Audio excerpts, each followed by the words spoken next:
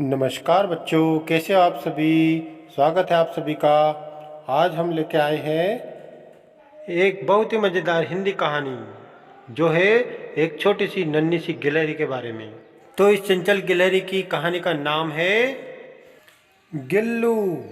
जी हाँ, गिल्लू, जो आपकी कक्षा 9वीं की हिंदी संचयन भाग 1 से पाठ 1 से ली गई है, जिसकी लेखिका महादेवी वर्मा जी है। तो आइए कुछ कहानी के बारे में जान लेते हैं। लेखिका महादेवी वर्मा जी ने इस कहानी में एक गिलहरी के बच्चे का बहुत ही सुंदर चित्रण किया है। दो कौवे के द्वारा घायल किए गए गिलहरी के बच्चे को उठा करके लेखिका उसका उपचार करती है तथा बाद में उसको अपने पास में रख लेती है, और वह गिलहरी का बच्चा किस प्रकार से अटकेलियाँ करता है, यह सब इस कहानी में वर्णन किया गया है। इस प्रकार से लेखिका ने इस कहानी में पशु पक्षी से प्रेम करना सिखलाया है। तो आइए पाठ शुरू करते हैं। गिल्लू। सोन जूही में आज एक पीली कली लगी है। सोन जूही, जो कि एक पुष्प का नाम है, उसके पौधे में एक पीली कली लगी हुई थी। इसे देखकर अनायास ही उस छोटे जीव का स्मरण हो आया जो इस लता की सघन हरी तीमा में छिपकर बैठता था। यानी उनको देखकर अनायास का मतलब होता है अचानक ही उस छोटे से जीव का स्मरण यानी याद आ गई उनको एक छोटे से जीव की, जो इस लता की सघन हरी तीमा, सघन मतलब गहरी और हरी तीमा मतलब उसकी हरियाली में छिपकर बैठता था। तो उनको किसी एक छोटे से जीव की याद आ रही है जो इसमें छिपकर बैठता था, और फिर मेरे निकट पहुंचते ही कंधे पर कूदकर मुझे चौंका देता था। तब मुझे कली की खोज रहती थी, पर आज उस लघु प्राण की खोज है। उस समय तो मुझे कली की खोज रहती थी, लेकिन आज उस छोटे से जीव के, लघु प्राण मतलब होता है छोटा सा जीव, तो उसकी खोज रहती है, तो उसकी तलाश रहती है। परंतु वह तो अब तक इस सोन जूही की जड़ में मिट्टी होकर मिल गया होगा। कौन जाने स्वर्णिम कली के बहाने वही मुझे चौंकाने ऊपर आ गया हो। परंतु अब तो मतलब ये छोटा सा जो जीव है उसके बारे में बोल रहे हैं, जो गिलहरी है उसके बारे में बोल रहे हैं कि वह तो अब तक इस छोटे से सोन जूही की जड़ में मिट्टी होकर मिल गया होगा, और कौन जानता है कि ये जो सोने जैसी कली है इसके बहाने वह मुझे यहाँ चौंकाने ऊपर आ गया हो। अचानक एक दिन सवेरे कमरे से बरामदे में आकर मैंने देखा दो कौवे एक गमले के चारों ओर चोंचों से छुआल का जैसा खेल खेल रहे हैं। एक दिन उन्होंने देखा कि उनके सुबह सुबह उनके कमरे के बाहर बरामदे में दो कौवे जो गमले के चारों ओर अपनी चोंच के माध्यम से छुआल का मतलब होता है कि चुपके से छुप जाना और फिर छूना, मतलब उसको छू करके वापस छिप जाना उनके पीछे, जैसा वो खेल खेल रहे थे। यह काकभुसुंडी भी विचित्र पक्षी है। काकभुसुंडी का मतलब होता है कौवे की प्रजाति का ही एक पक्षी है जो कौवे से थोड़ा आकार में बड़ा होता है। तो एक विचित्र पक्षी है काकभुसुंडी, वैसे कौवे को भी बोलते हैं।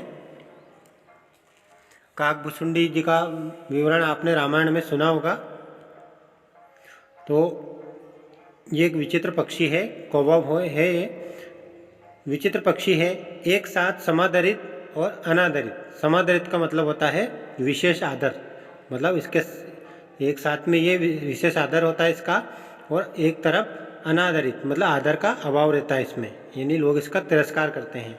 अति सम्मानित और अति अवमानित, मतलब लोग इसका सम्मान भी करते हैं कभी तो, और कभी इसको अपमानित भी करते हैं। किस प्रकार से? हमारे बेचारे पुरखे न गरुड़ के रूप में आ सकते हैं, न मयूर के, न हंस के। हमारे जो पूर्वज है, पुरखे यानी पूर्वज होते हैं जो मर चुके हैं, वो उनके बारे में बता रहे हैं कि ना तो वो गरुड़ के रूप में आ सकते हैं और न ही मयूर के रूप में और न ही हंस के रूप में। उन्हें पितर पक्ष में हमसे कुछ पाने के लिए काग बनकर ही अवतीर्ण होना पड़ता है। अवतीर्ण का मतलब होता है कि प्रकट होना पड़ता है।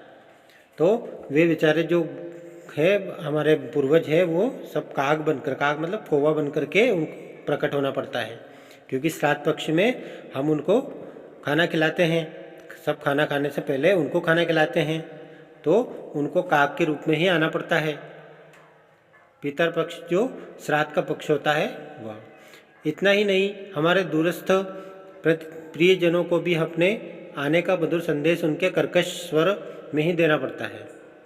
जो हमारे दूर के रिश्तेदार हैं, दूर के प्रियजन हैं, जो हमें अच्छे लगने वाले हैं, वो लोग, उनको भी आने का मधुर संदेश जो है वो कर्कश स्वर में ही देना पड़ता है। जो हमारे प्रिय हैं, हमको उनको अगर आने का संदेश देते हैं, आने का मधुर संदेश, तो उनको कर्कश आवाज़ का मतलब होता है, कर्कश यानी जो कटु हो, कानों को न भाने वाली हो, कानों को अच्छी नहीं लगने वाली है, वो वाणी कर्कश है। उसके स्वर में ही उनको बुलाना पड़ता है। दूसरी ओर हम कौवों और काँव काँव करने को अवमानना के अर्थ में ही प्रयुक्त करते हैं। यानी कि यदि दूसरी ओर हम जो कौवा है और उसकी जो काँव काँव है, उन दोनों को अवमानना के अर्थ में प्रयुक्त करते हैं, यानी उसका उपयोग हम अवमानना के रूप में करते हैं। चलिए आगे। मेरे काक पुराण के विवेचन में अचानक बाधा आ पड़ी, क्योंकि गमले और दीवार की संधि में छिपे एक छोटे से जीव पर मेरी दृष्टि रुक गई।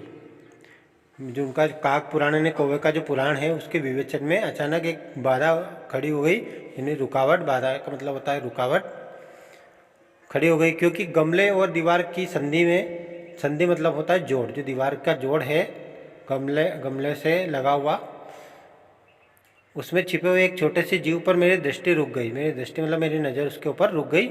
निकट जाकर देखा, गिलहरी का छोटा सा बच्चा है, जो संभवतः घोंसले से गिर पड़ा है और अब कौवे उसमें सुलभ आहार खोज रहे हैं। और अभी वो गिलहरी का बच्चा जो ऊपर घोंसले से गिर पड़ा है, अब उसमें जो कौवे हैं, 2 कौवे जो गमले के पास में खेल रहे थे, वो उसमें यानी गिलहरी के बच्चे में अपना आहार यानी अपना भोजन खोज रहे हैं, अपने भोजन ढूंढ रहे हैं। सुलभ यानी होता है सरल। काकद्रव्य का मतलब होता है 2 कौवे की चोंचों के 2 घाव उस लघु प्राण के लिए बहुत थे। काकद्रव्य मतलब 2 कौवों की जो चोंच के जो 2 घाव थे, वो उस लघु प्राण यानी छोटे प्राण वाले के लिए बहुत काफ़ी थे, क्योंकि उसको घायल करने के लिए अगर उनको 2 चोंच मार दी जाए उस छोटे से बच्चे को, तो वो घायल हो जाएगा। अतः वह नीचेष्ट सा गमले से चिपटा पड़ा था। अतः मतलब यानी कौवे ने उनको घाव लगा दिए थे दोनों ने, और वह उस गमले से लिपट करके वहाँ से उससे चिपक करके नीचेष्ट यानी उसमें बिल्कुल ही बिना हरकत के वो वहाँ पर चिपका हुआ था। सबने कहा, कौवे की चोंच का घाव लगने के बाद यह बच नहीं सकता, अतः इसे ऐसे ही रहने दिया जाए। सबने कहा कि कौवे ने घाव लगा दिए, अब ये बचेगा नहीं, इसलिए इसको सही पड़ा रहने दो। परंतु मन नहीं माना, उसे होले से उठाकर अपने कमरे में लाई, फिर रुई से रक्त पोंछकर घाव पर पेनिसिलिन का मरहम लगाया। तो लेखिका ने, महादेवी वर्मा ने क्या किया कि वो नहीं मानी, और उन्होंने होले से मतलब धीरे से उसको उठा करके अपने कमरे में लेके आ गई, और रुई से उसका जो रक्त था वो पोंछकर, रक्त मतलब होता है खून, वो पोंछ करके उनके घाव पर उन्होंने घाव ठीक होने का मरहम लगाया। रुई की पतली बत्ती दूध से भिगोकर जैसे जैसे उनके नन्हे से मुंह में लगाई, पर मुंह खुल न सका और दूध की बूंदें दोनों ओर लुढ़क गई। उन्होंने अपनी रुई की बत्ती से जो उसको दूध पिलाना चाहा, लेकिन वो दूध उसके मुंह में नहीं गया और बाहर दोनों तरफ निकल गया। कई घंटे के उपचार के उपरांत उसके मुंह में 1 बूंद पानी टपकाया जा सका। मतलब कई घंटे उन्होंने उसका इलाज किया, उसके बाद में उपरांत यानी बाद में उसके मुंह में पानी की 1 बूंद जा सकी। तीसरे दिन वह इतना अच्छा और आश्वस्त हो गया कि मेरी उंगली अपने 2 नन्हे पंजों से पकड़कर नीचे कांच के मोतियों जैसी आंखों से इधर उधर देखने लगा। तो वह तीसरे दिन इतना आश्वस्त मतलब निश्चिंत हो गया, उसको विश्वास हो गया, और वो मेरी उंगली के आसपास खेलने लगा। मेरी उंगलियां पकड़कर, उसकी दोनों नन्हे पंजों हैं उनसे पकड़कर मेरी उंगली को वो खेलने लगा, और उसकी जो छोटी छोटी मोतियों जैसी आंखें हैं वो उससे इधर उधर देखने लगा। 3-4 मास में उसके स्निग्ध रोएं, छब्बेदार पूंछ और चंचल चमकीली आंखें सबको विस्मित करने लगी।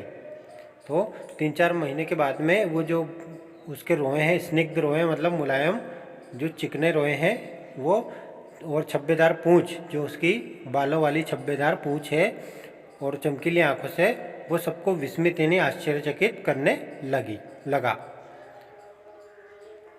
हमने उसकी जातिवाचक संज्ञा को व्यक्तिवाचक का रूप दे दिया, और वो इस प्रकार हम उसे गिल्लू कहकर बुलाने लगे।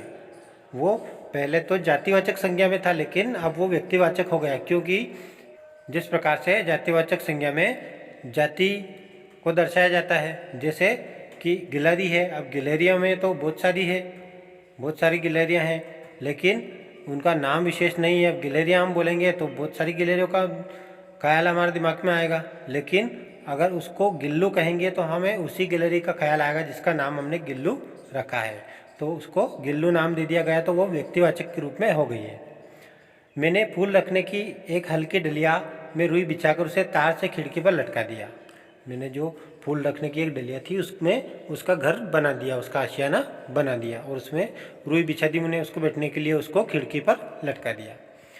वही 2 वर्ष गिल्लू का घर रहा। वह स्वयं हिलाकर अपने घर में झूलता और अपनी कांच के मनकोसी आंखों से कमरे के भीतर और खिड़की के बाहर न जाने क्या क्या देखता समझता रहता था, परंतु उसकी समझदारी और कार्यकलाप पर सबको आश्चर्य होता था। लेकिन वो जो भी करता उसके ऊपर सभी को आश्चर्य होता, सभी उसको ध्यानपूर्वक देखते। जब मैं लिखने बैठती तब अपनी ओर मेरा ध्यान आकर्षित करने की उसे इतनी तीव्र इच्छा होती कि उसने एक अच्छा उपाय खोज निकाला था। मतलब जब भी लेखिका लिखने के लिए बैठती तो वो गिल्लू जो है अपनी ओर ध्यान आकर्षित करने के लिए अनेक प्रकार से अटकेलियाँ करता रहता। तो ये उसकी तीव्र यानी कि बहुत तेज गति की इच्छा होती कि उसको एक अच्छा उपाय खोज निकाला उसने। वह मेरे पैर तक आकर सर से पर्दे पर चढ़ जाता और फिर उसी तेजी से उतरता। उसका यह दौड़ने का क्रम तब तक चलता जब तक कि उसे पकड़ने के लिए न उठती, और उसका जो ये क्रम है इधर उधर भागने का, पर्दे पर चढ़ने का, उनके पैरों के पास में आकर, तो वो तब तक चलता जब तक कि वो लेखिका उसको पकड़ने के लिए नहीं उठती। कभी मैं गिल्लू को पकड़कर एक लंबे लिफाफे में इस प्रकार रख देती कि उसके अगले 2 पंजों और सिर के अतिरिक्त सारा लघुगात लिफाफे के भीतर बंद रहता। लघुगात मतलब उसका छोटा शरीर, तो वो जो है उसके लिफाफे के भीतर ही बंद रहता। इस अद्भुत स्थिति में कभी कभी घंटों मेज पर दीवार के सहारे खड़ा रहकर वो अपनी चमकीली आंखों से मेरा कार्यकलाप देखा करता। जो भी मैं करती वो उसकी चमकीली आंखों से वो बहुत देर तक देखता रहता, और भूख लगने पर चिक चिक करके मानो वो मुझे सूचना देता कि काजू या बिस्किट मिल जाने पर उसी स्थिति में लिफाफे से बाहर वाले पंजों से पकड़कर उसे कुतरता। तो अगर उसे भूख लगती तो वो चिक चिक की आवाज़ करने लगता और मुझे सूचना देता, और मैं क्या करता कि उसको काजू और बिस्किट दे देता खाने के लिए, जो वो अपने पंजों से, दोनों पंजों से पकड़ करके उसको कुतरता। कुतरना यानी कि उसको थोड़ा थोड़ा काट कर करके खाना। फिर गिल्लू के जीवन का प्रथम बसंत आया। नीम चमेली की गंध मेरे कमरे में हौले हौले आने लगी। बाहर की गिलहरियाँ खिड़की की जाली के पास आकर चिक चिक करके न जाने क्या कहने लगी। तो फिर थोड़ा अच्छा समय आ गया, उसका बसंत भी आ गया था, मौसम में बदलाव हो गया था, और नीम चमेली की जो गंध है वो भी मेरे कमरे में आने लगी थी, धीरे धीरे, हौले हौले नहीं, धीरे धीरे। और बाहर से जो गिलहरियाँ हैं उसको खिड़की में से देखती और न जाने उसको चिक चिक करके क्या कहने लगी थी, मतलब एक दूसरे से वो बातें करने लगे थे। गिल्लू को जाली के पास बैठकर अपनेपन से बाहर झांकते देखकर मुझे लगा कि उसे मुक्त करना आवश्यक है। मुक्त यानी उसे छोड़ देना आवश्यक है। मैंने कीले निकालकर जाली का एक कोना खोल दिया और इस मार्ग से गिल्लू ने बाहर जाने पर सचमुच ही मुक्ति की सांस ली। इतने छोटे जीव को घर में पले कुत्ते बिल्लियों से बचाना भी एक समस्या ही थी। तो इतने छोटा जीव है जो उसको बचाना बहुत मुश्किल था घर में, क्योंकि घर में कुत्ते और बिल्लियाँ भी थे, तो उसके ऊपर कभी भी प्रहार कर सकते थे और उसको घायल कर सकते थे। तो उन्होंने क्या किया कि उधर उनकी खिड़की में से कुछ जाली की कीलें निकाल दी और जाली का एक कोना खोल दिया जिससे कि वो बाहर आ जा सके, और वहाँ जा कर के वो सचमुच बहुत प्रसन्न था। आवश्यक कागज पत्रों के कारण मेरे घर बाहर जाने पर कमरा बंद ही रहता। आवश्यक जो कागज पत्रों के कारण उनको बाहर जाना पड़ता लेखिका को, तो उनका कमरा बंद रहता। मेरे कॉलेज से लौटने पर जैसे ही कमरा खोला गया और मैंने भीतर पैर रखा, वैसे ही गिल्लू अपने जाली के द्वार से भीतर आकर मेरे पैर से सिर और सिर से पैर तक दौड़ने लगा। तब से यह नित्य का क्रम हो गया था। मतलब जब वो लेखिका बाहर से आती तो वो उसको देखते ही गिलहरी वहाँ से उस कोने में से अंदर आ जाती और उनके सिर से पैर तक उछल कूद मचा देती और ऊपर चढ़ जाती, नीचे उतर जाती, और उसका यह रोज का काम हो गया था। तो देखिए गिल्लू जो गिलहरी है वो किस प्रकार से महादेवी के टेबल के ऊपर बैठ करके किस प्रकार भोजन कर रही है, कुतर कुतर कर खा रही है। तो ये उनके साथ में ही बैठकर भोजन करती थी। मेरे कमरे के बाहर जाने पर गिल्लू भी खिड़की की खुली जाली की राह बाहर चला जाता और दिन भर गिलहरियों के झुंड का नेता बना हर डाल पर उछलता कूदता रहता और ठीक 4 बजे वह खिड़की से भीतर आकर अपने झूले में झूलने लगता।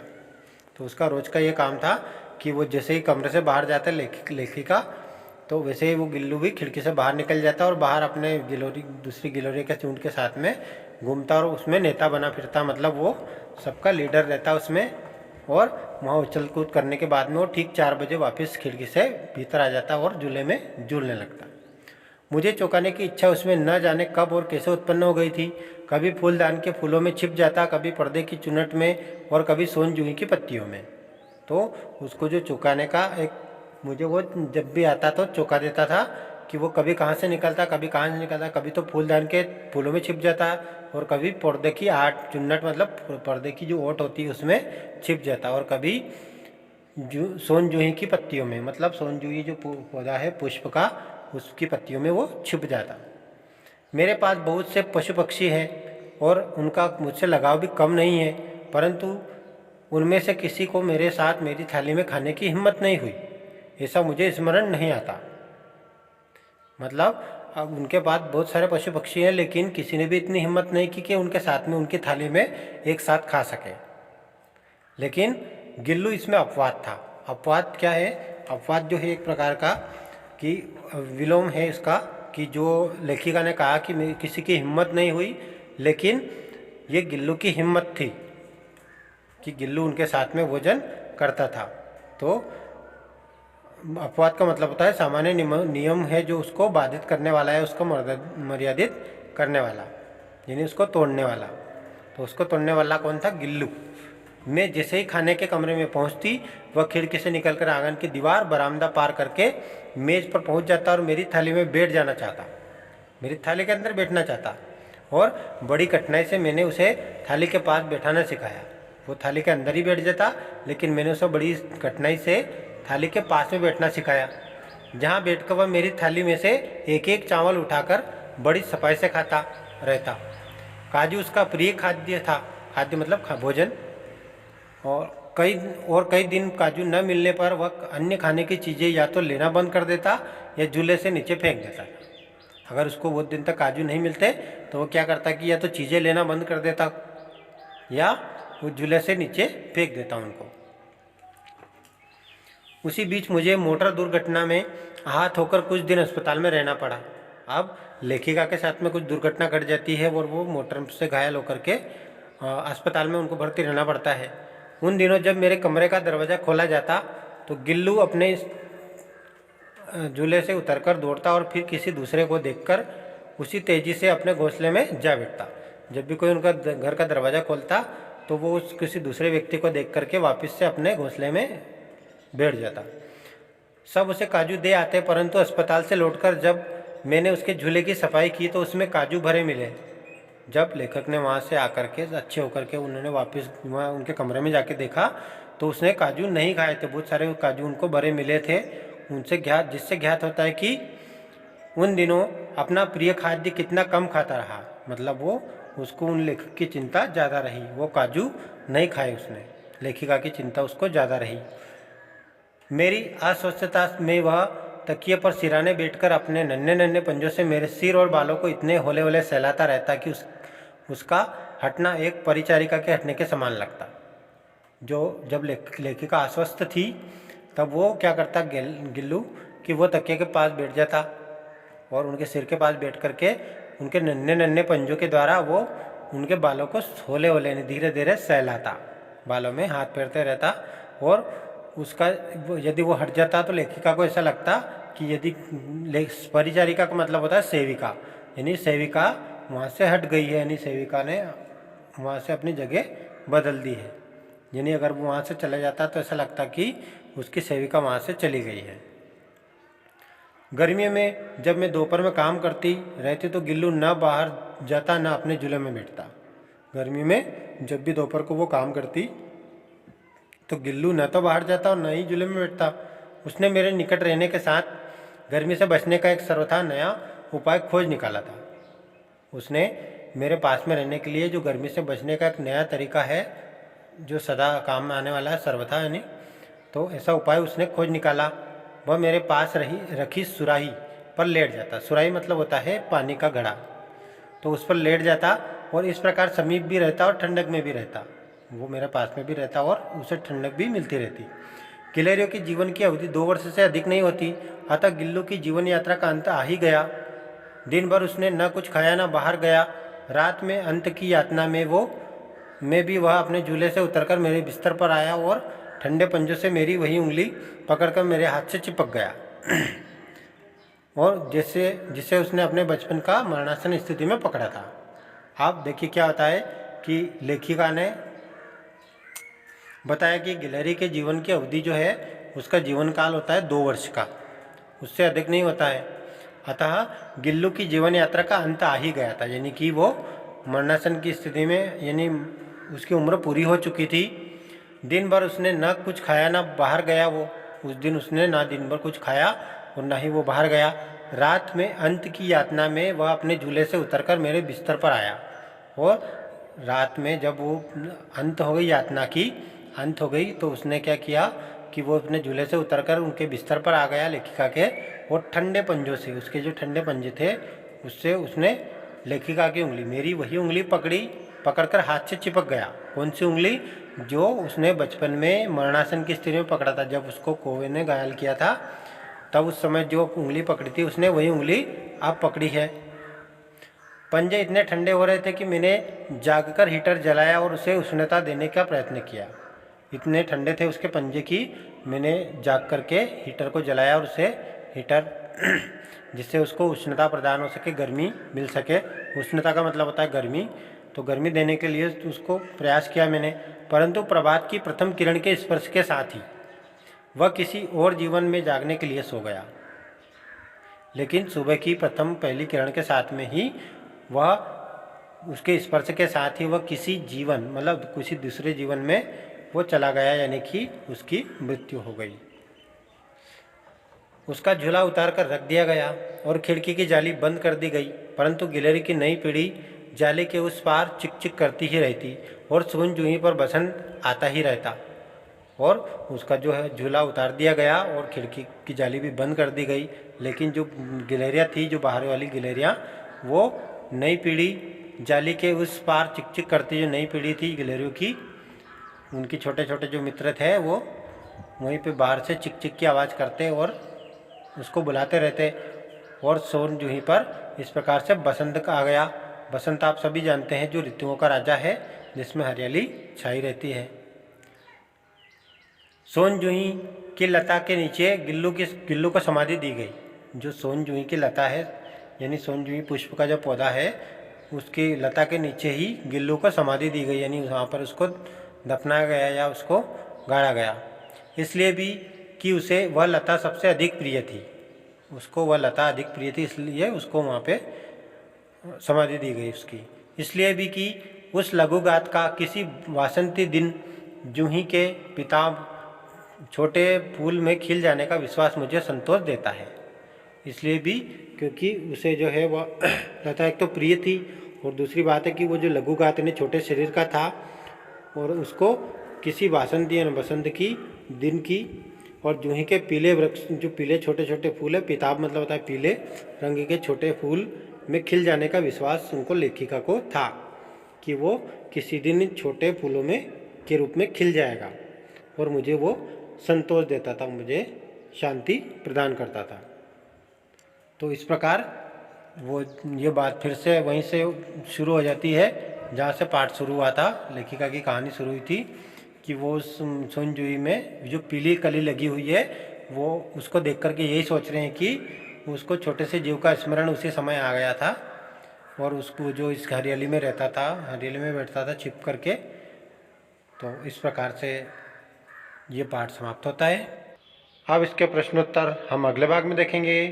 आपको ये पाठ कैसा लगा कमेंट में ज़रूर बताएं। तो चलिए मिलते हैं अगले वीडियो में। तब तक के लिए धन्यवाद। नमस्कार। आपका दिन शुभ हो।